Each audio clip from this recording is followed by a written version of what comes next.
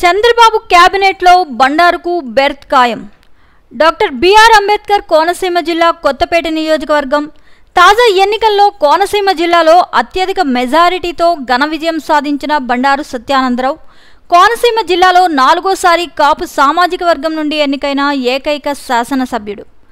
1982 నుంచి సుదీర్ఘ కాలంగా ప్రత్యక్ష రాజకీయాల్లో ఉంటూ కొత్తపేట నియోజకవర్గం నుంచే కాకుండా అన్ని ప్రాంతాల్లో తన సామాజిక వర్గంలో తనకంటూ ప్రత్యేకమైన వర్గం కలిగిన నాయకుడు. ఆది నుంచి చంద్రబాబుతో ఉంటూ ఆగస్టు సంక్షోభ సమయంలో చంద్రబాబు వెంట నడిచిన వ్యక్తి బండారు సత్యానందరావు. ఈ పేరు ఉభయ గోదావరి జిల్లాల్లో సామాన్యులకు సైతం పరిచయం అక్కర్లేదు.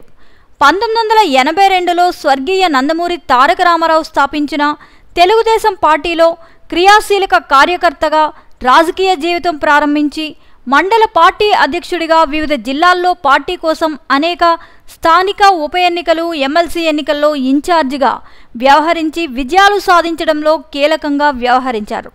అతి చిన్న వయసులో 25 సంవత్సరాలు పూర్తయిన వెంటనే 1989లో మొదటిసారిగా శాసనసభ సభ్యునిగా పోటీ చేసిన నాటి నుంచి నేటి వరకు 8 సార్లు శాసనసభ్యునిగా పోటీ చేయడం, అందులో 7 సార్లు తెలుగుదేశం పార్టీ తరపున, ఒకసారి ప్రజారాజ్యం తరపున పోటీ చేసి విజయం సాధించారు.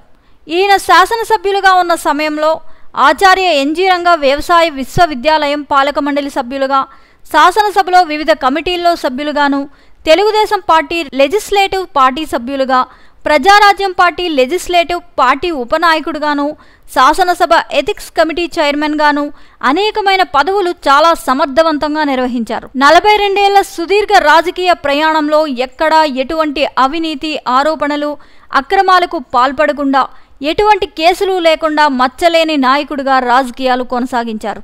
అధికారంలో ఉన్నప్పుడు విద్య, వైద్యం, ఆరోగ్యం, మౌలిక సదుపాయాల కల్పన, అభివృద్ధిలో కీలక పాత్ర పోషించడం, ప్రతిపక్షంలో ఉన్నప్పుడు అధికార పార్టీ తప్పులను, అక్రమాలను ఎత్తి చూపడం, ప్రజల పక్షాన పోరాటం చేస్తూ ప్రతిక్షణం ప్రజలతో నిత్యం ప్రత్యక్ష రాజకీయాల్లో ఉండటం ఈయన నైజం.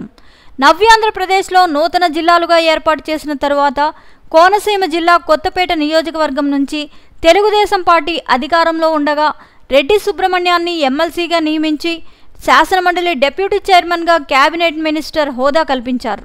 వైసీపీ అధికారంలో ఉన్నప్పుడు స్థానిక శాసనసభ్యుడు చిర్ల జగ్గిరెడ్డికి రాష్ట్ర ప్రభుత్వ విప్గా క్యాబినెట్ మినిస్టర్ హోదా కల్పించడం జరిగింది. కోనసీమ జిల్లాలో అత్యధికంగా సుమారు 5 లక్షల వరకు కాపు సామాజిక వర్గం ఓట్లు ఉండటం, ప్రతి నియోజకవర్గంలో ఎమ్మెల్యేగా గెలుపులో ముఖ్య భూమిక కాపులు పోషించడం, ఈసారి కోనసీమ జిల్లాలో 7 నియోజకవర్గాల్లో అత్యధికమైన భారీ మెజారిటీతో బండారు సత్యానందరావు విజయం సాధించడం, కాపు సామాజిక వర్గం నుంచి ఎన్నికైన ఏకైక ఎమ్మెల్యే కావడం, మెట్ల సత్యనారాయణ తరువాత సుమారు 25 సంవత్సరాల పైనుంచి కోనసీమ జిల్లాలో కాపు సామాజిక వర్గం నుంచి మంత్రివర్గంలో అవకాశం లేకపోవడం, ఈసారి సుదీర్ఘ రాజకీయ అనుభవం కలిగిన సీనియర్ లీడర్ బండారుకు అవకాశం కల్పించాలని కోనసీమ జిల్లాలోని అన్ని నియోజకవర్గాల కాపు సామాజిక వర్గ పెద్దలు, నాయకులు, అభిమానులు కోరుతున్నారు.